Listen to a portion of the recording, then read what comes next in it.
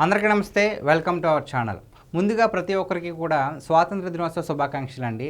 ఈ స్వాతంత్ర దినోత్సవం సందర్భంగా ఆంధ్రప్రదేశ్ ప్రభుత్వం, కూటమి ప్రభుత్వం ఆంధ్రప్రదేశ్ మహిళలకు అందరికీ కూడా ఉచిత బస్సు పథకాన్ని అమలు చేస్తుంది. అదే స్త్రీ శక్తి.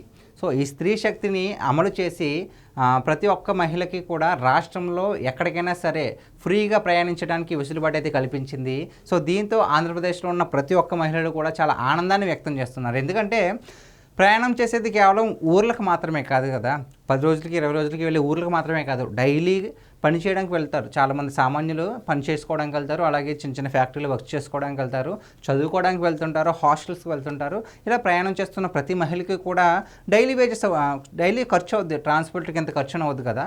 సో ఆ ఖర్చు డైలీ కనుక ప్రభుత్వం భరిస్తే కనుక నెలసరికి వచ్చేసరికి వాళ్ళకి కొంత అమౌంట్ అనేది సేవ్ అవుతుంది. ఆ సేవ్ అయిన అమౌంట్ని వాళ్ళు వేరే విధంగా ఉపయోగించుకోవడానికి చాలా ఉపయోగపడుతుంది. సో ఈ స్త్రీ శక్తి పథకం వల్ల చాలామంది ఆంధ్రప్రదేశ్లో ఉన్న చాలామంది మహిళలకి ఉపయోగం అవుతుంది. కూటమి ప్రభుత్వం అధికారంలోకి వచ్చిన తర్వాత రోజు నుంచి కూడా వైసీపీలోని ప్రతి ఒక్క నాయకుడు మాట్లాడిన మాట ఒకటే, ఏంటంటే మహిళలకు, మీరు అధికారంలోకి వచ్చిన వెంటనే మహిళలకు ఉచిత బస్సు ఇస్తా అన్నారు కదా, ఎందుకు ఇవ్వలేదు, ఎంత చిన్న పథకాన్ని కూడా ఎందుకు మీరు అమలు చేయలేదు అని చెప్పేసి ఎన్నెన్నో మాట్లాడినారు. నిజంగానే ఇది ఒక చిన్న పథకం అయితే కనుక మీ జగనన్న 5 ఏళ్ళు అధికారంలో ఉన్నారు కదా, ఎందుకు ఇవ్వలేదు, అసలు ఎందుకు ఆలోచన తీసుకురాలేదు, ప్రజలకు హామీ కూడా ఎందుకు ఇవ్వలేదు చెప్పండి.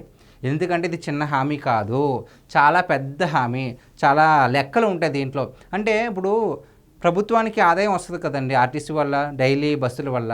సో మహిళలకు ఫ్రీగా ఇవ్వడం వల్ల చాలా వరకు ఆదాయం తగ్గిపోద్ది. సో ఆ ఆదాయం ఎలా పోడ్చాలి, సో నెక్స్ట్ ఎలా ఇన్కమ్ తీసుకురావాలి. ఈ బస్సు ఫ్రీ ఇవ్వడం వల్ల చాలామంది కూడా ఆటోలు ఎక్కరు, ఆడవాళ్ళు. మరి ఆటో డ్రైవర్లకు కూడా నష్టం కలుగుతుంది కదా.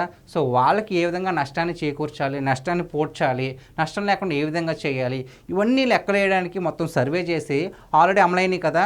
సో కర్ణాటకలోనూ అలాగే తెలంగాణలో అమలయ్యాయి కదా. సో అక్కడికి వెళ్ళి సర్వే చేసి ఏ విధంగా చేస్తే బాగుంటుంది, ఏ విధంగా తీసుకురావాలి, ఎవరికి ఇబ్బంది రాకుండా ఏ విధంగా చూసుకోవాలి, ఇవన్నీ లెక్కలు ఉంటాయి.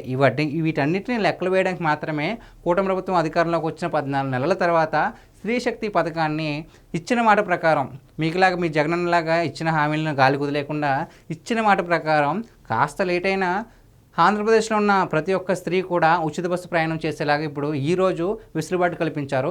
సో దీంతో ఉన్న ప్రతి ఒక్క ఆంధ్రప్రదేశ్లో ఉన్న ప్రతి ఒక్క మహిళ కూడా చాలా ఆనందాన్ని వ్యక్తం చేస్తున్నారు. చాలా ఘనంగా ఓపెనింగ్ చేశారండి. ప్రతి నియోజకవర్గంలో ఉన్న ఎమ్మెల్యేలు, మంత్రులు అక్కడికి వెళ్ళి ఆ బస్సును స్టార్ట్ చేయడం జరిగింది. ఎందుకంటే ఆల్రెడీ చంద్రబాబు నాయుడు గారు చెప్పారు కదా, ప్రతి ఒక్కరు కూడా దీంట్లో పాల్గొనాలి, ఎన్ని పనులు ఉన్నా సరే ఈ స్త్రీ శక్తి కార్యక్రమంలో పాల్గొనాలని చెప్పారు కదా. సో ప్రతి ఒక్కరు కూడా అక్కడికి వెళ్ళి ఆ కార్యక్రమాన్ని విజయవంతం చేశారు. దీంతో ఎవరెవరు ఉచితంగా బస్సులు ఎక్కొచ్చు అంటే ప్రతి మహిళ ఎక్కొచ్చండి. మహిళలతో పాటు ట్రాన్స్జెండర్లు కూడా ఈ బస్సు కూడా ఉపయోగించుకోవచ్చు, వాళ్ళు కూడా టికెట్ ఫ్రీయే. సో రాష్ట్రంలో ఎక్కడికైనా సరే, ఇదివరకు జిల్లాలు అన్నారు కదా, జిల్లాలు కాకుండా రాష్ట్రంలో ఎక్కడికైనా సరే ఫ్రీగా వెళ్ళొచ్చు. చిత్తూరు నుంచి శ్రీకాకుళం దాకా మొత్తం అంతా బస్సు ఫ్రీయే మహిళలకైతే. సో దీనికి మీరు చూపించాల్సిన ఐడి ప్రూఫ్స్ ఏంటంటే ఆధార్ కార్డు కానీ, ఓటర్ కార్డు కానీ, మీ ఐడి ప్రూఫ్ ఏదో ఒకటి చూపించాలి. చూపిస్తే కనుక మీరు ఆంధ్రప్రదేశ్లో ఉన్న వాళ్ళే అయితే కనుక మీకు ఫ్రీగా టికెట్ అయితే ఇవ్వడం జరుగుతుంది. సో ఇది గాయస్, ఈ స్వాతంత్ర దినోత్సవం సందర్భంగా కూటమి ప్రభుత్వం ఆంధ్రప్రదేశ్లో ఉన్న మహిళలకు ఒక మంచి పథకాన్ని అయితే ప్రవేశపెట్టడం జరిగింది. సో ఈ పథకం మీద మీ విలువైన అభిప్రాయాన్ని కామెంట్ రూపంలో తెలియజేయండి. Thank you.